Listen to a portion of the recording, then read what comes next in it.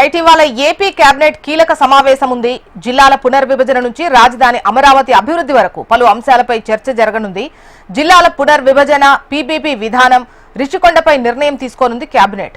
మదనపల్లి, మార్కాపురం, పోలవరం జిల్లాల ప్రతిపాదనలతో తలెత్తిన సమస్యలపై ప్రధానంగా చర్చించనుంది. మరోవైపు అమరావతిలో క్వాంటమ్ వ్యాలీ, సిఆర్డీఏ పరిధిలోని భారీ అభివృద్ధి పనులపై కీలక నిర్ణయాలు తీసుకోనుంది. ఇక అమరావతిలో కల్చరల్ సెంటర్ ఏర్పాటు, అంతర్జాతీయ ప్రమాణాలతో హోటల్స్, కన్వెన్షన్ సెంటర్స్, పర్యాటక మౌలిక సదుపాయాల అభివృద్ధిపై చర్చ జరగనుంది. రాజధాని ప్రాంతాన్ని కేవలం పరిపాలనా కేంద్రంగా కాకుండా సాంస్కృతిక, ఆర్థిక కేంద్రంగా తీర్చిదిద్దాలన్నదే ప్రభుత్వ లక్ష్యంగా కనిపిస్తోంది. ఇదే క్రమంలో 56వ సిఆర్డీఏ అథారిటీ సమావేశంలో తీసుకున్న నిర్ణయాలకు కేబినెట్ ఆమోదం లభించనుంది.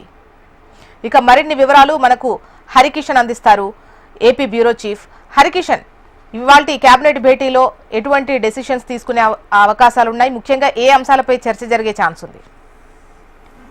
Thank you Jyotsna and good morning. ఈ రోజు రాష్ట్ర ముఖ్యమంత్రి నారా చంద్రబాబు నాయుడు అధ్యక్షతన రాష్ట్ర సచివాలయంలో మంత్రి మండలి సమావేశం అయితే సాగబోతున్నటువంటి పరిస్థితి ఉంది. 10:30 ఈ కార్యక్రమం ప్రారంభమవుతుందని చెప్పేసి కూడా అధికారిక వర్గాలు చెప్తున్నాయి. అయితే ఈ సమీక్షా సమావేశం చాలా కీలకంగా మారబోతున్నటువంటి పరిస్థితి అయితే ఉంది. ముఖ్యంగా కూటమి ప్రభుత్వం అధికారంలోకి వచ్చిన తర్వాత జిల్లాలకు సంబంధించినటువంటి పునర్విభజనపై పూర్తి స్థాయిలో సమాలోచనలు చేసి దానికి సంబంధించి ప్రత్యేకంగా మంత్రివర్గ ఉపసంఘాన్ని కూడా నియమించింది. ఆ ఉపసంఘం అనేక ప్రాంతాల్లో పర్యటించి అనేక మందికి సంబంధించినటువంటి సలహాలు తీసుకోవడం జరిగింది. అలాగే వారి విజ్ఞప్తులు పరిగణలోకి తీసుకోవడం జరిగింది. ఇప్పటికే 2-3 సార్లు ఈ మంత్రివర్గ ఉపసంఘం భేటీ కూడా రావడం జరిగింది. ఈ నివేదికను రాష్ట్ర కేబినెట్ కూడా పెట్టడం, అంటే గత కేబినెట్ సమావేశంలో కూడా పెట్టడం జరిగింది. ఆ కేబినెట్ లో కూడా ఈ ఉపసంఘం ఇచ్చినటువంటి నివేదికపై చర్చ జరిగింది. దీనికి సంబంధించి గతంలో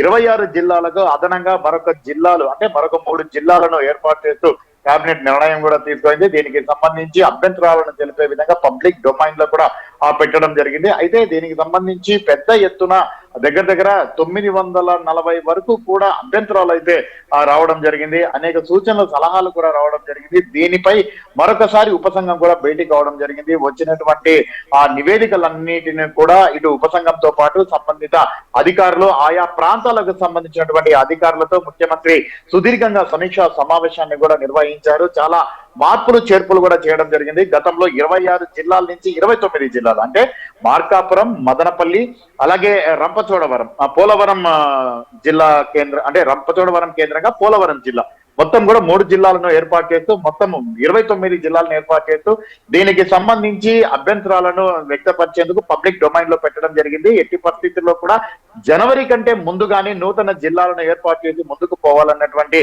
ఆలోచనతో, ఆకాంక్షలతో ప్రభుత్వం అడుగులు వేస్తున్నటువంటి నేపథ్యంలో పెద్ద ఎత్తున వచ్చినటువంటి ఏదైతే విజ్ఞప్తులు అయితేనేమి, అలాగే నిరసనలు అయితేనేమి, డిమాండ్లు అయితేనేమి, వీటన్నిటిని కూడా పరిగణలోకి తీసుకొని 29 నుంచి 28 జిల్లాలకు కుదించినట్లుగా కూడా తెలుస్తోంది.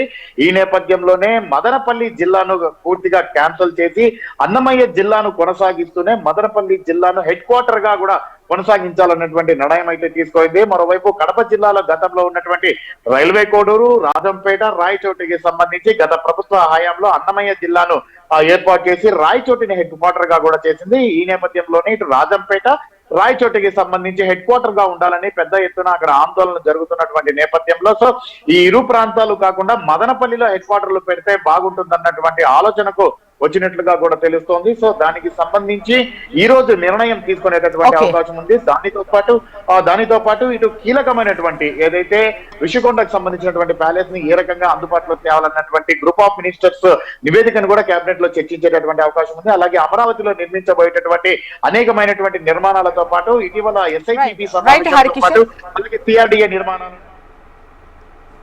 రైట్ హరికిషన్, అప్డేట్ కోసం మళ్ళీ